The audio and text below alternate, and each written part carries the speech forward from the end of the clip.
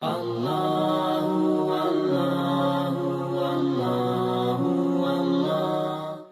boleh bayangkan, insya-Allah, kalau surau Asy-Syakirin menjadi pembangkit untuk idea ini.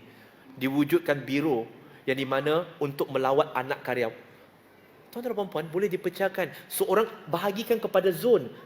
Kalau undi pun boleh tahu ada zon, peti undi mana. Takkan tak boleh buat benda ni.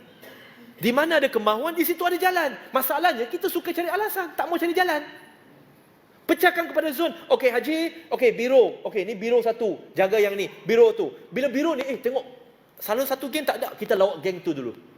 Lawat. Bila lawat tuan-tuan dan puan, bagi maklumat balik kepada nazir, surah, masjid dan sebagainya. Lepas tu kepada biro kebajikan, bincang balik, okey, kita dah kumpul maklumat, rupa-rupanya sahabat kita, anak kandidat kita ada masalah. Jangan kita setakat ada badan khairat kematian dia. Bila mati baru datang. Yang hidup ni untuk bersedia mati.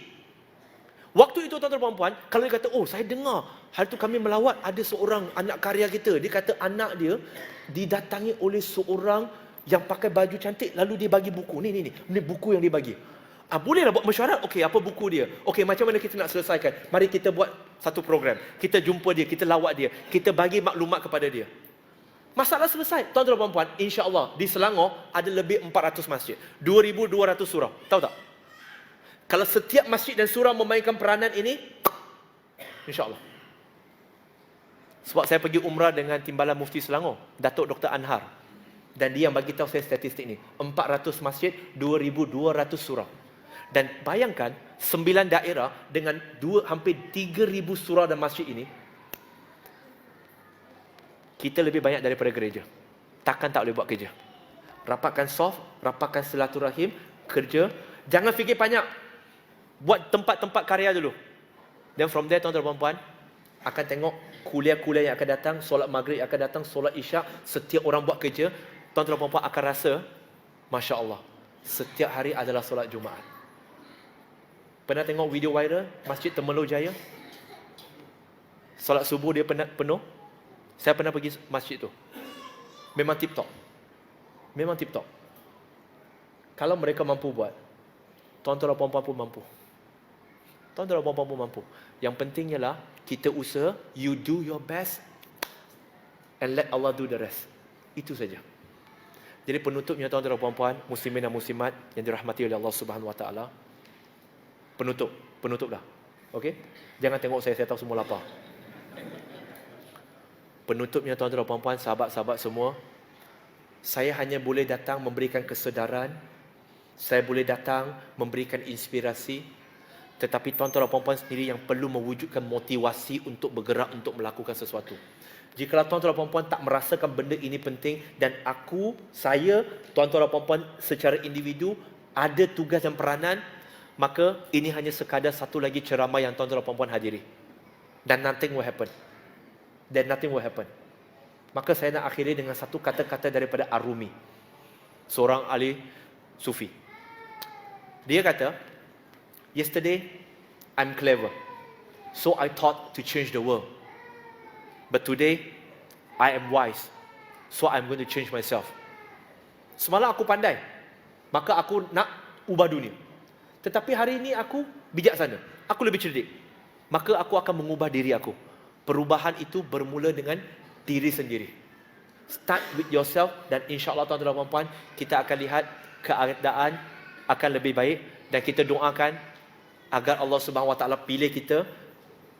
Allah pilih kita sebagai tentera dia yang akan memenangkan Islam dan mempertahankan Islam, insya-Allah. Amin ya rabbil alamin. Jadi insya-Allah tuan-tuan dan puan-puan, saya buka sedikit ruang. Tadi disebut dalam 5 minit 10 minit untuk tanya soalan kalau ada. Boleh. Okey, soalan dia saya ulang. Soalannya ialah boleh tak kita buat dalam bentuk yang integrated, di mana contohnya Jabatan Agama Islam dan sebagainya menghantar ustaz-ustaz untuk memberikan ceramah, okey, secara monthly basis, secara bulanan dan sebagainya. Tuan-tuan dan puan-puan, setahu saya Jabatan Agama Islam Selangor dengan Majlis Agama Islam Selangor, mereka bertungkus lumus.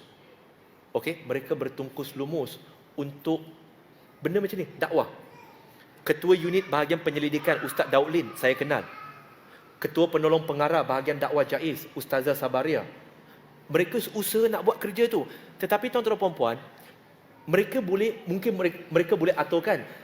Tetapi The challenge is, mungkin kuliah pertama hari ini ramai macam ni.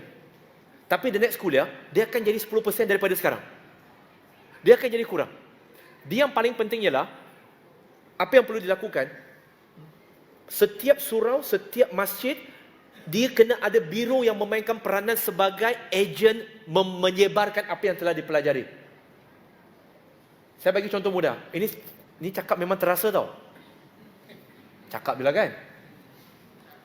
Tengok majoriti tak bawa pen dan kertas. Reality kan? Yes. Kalau pen dan kertas kita tak catat kuliah, tuan-tuan dan puan, kita nak ubah apa? Balik kita tanya bini, sayang, tadi catat tak? Kita nak ubah ni, cepat kita kena ubah. Apa tadi ustaz cakap? Saya tak bawa. Abang tak bawa? Tak bawa. Bukankah abang ni pemimpin? Habis.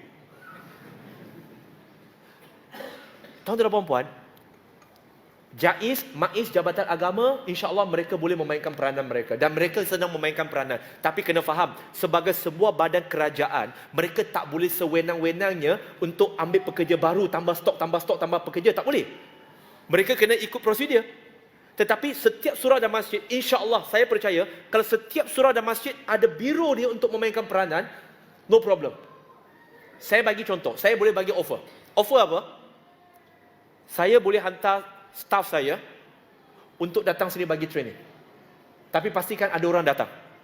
Dan orang itu, dia kena minat belajar. Dia kena nak buat sesuatu. Dan kemudian kena ditubuhkan biro dakwah di sini, supaya apa jua persoalan yang dihadapi di lapangan nanti, dirujuk balik kepada kami bagi jawapan.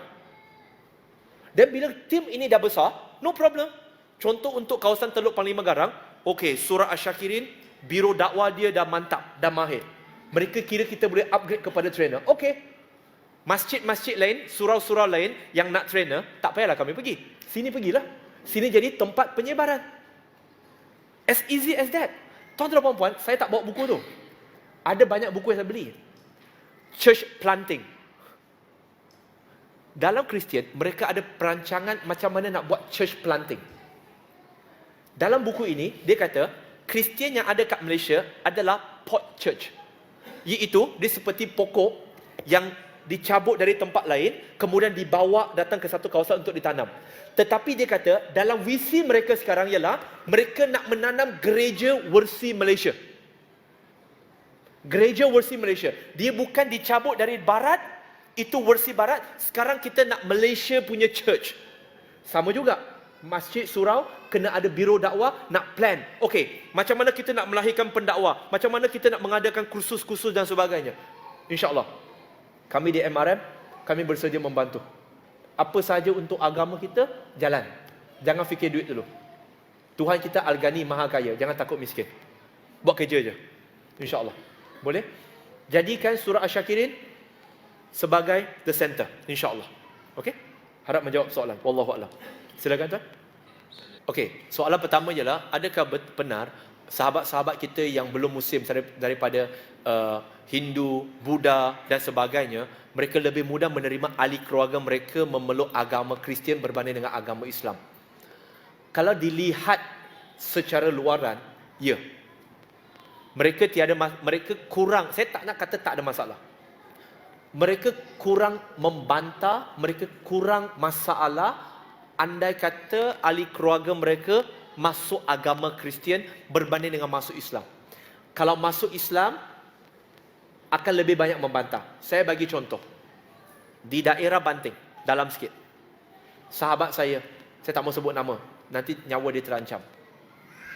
No, serius.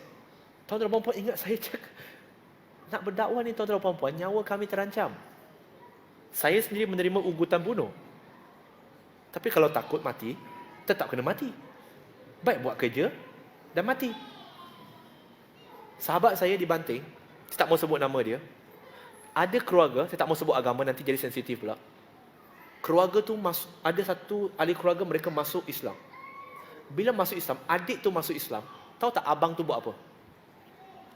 Abang suruh kawan kepada abang dia untuk rogol adik sendiri. Seorang ibu masuk Islam.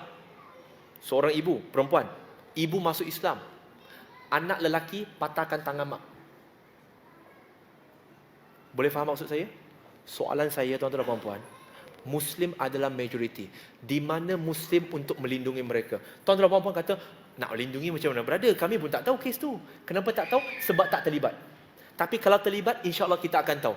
Tak jauh, takkanlah saya orang KL boleh tahu benda dekat Banting dan orang yang dekat dengan Banting tak tahu. Ajaib kan? Sebab kita tak terlibat, kita tak link sesama kita. Link dengan NGO. Bila anytime, jangan berkira masa dengan Allah Subhanahu Wa Taala. Masalahnya kita berkira masa. Bila orang call ada emergency, alamak tak free ada family gathering. Tu nyawa terancam tu. Kita family gathering. Jangan macam tu. Allah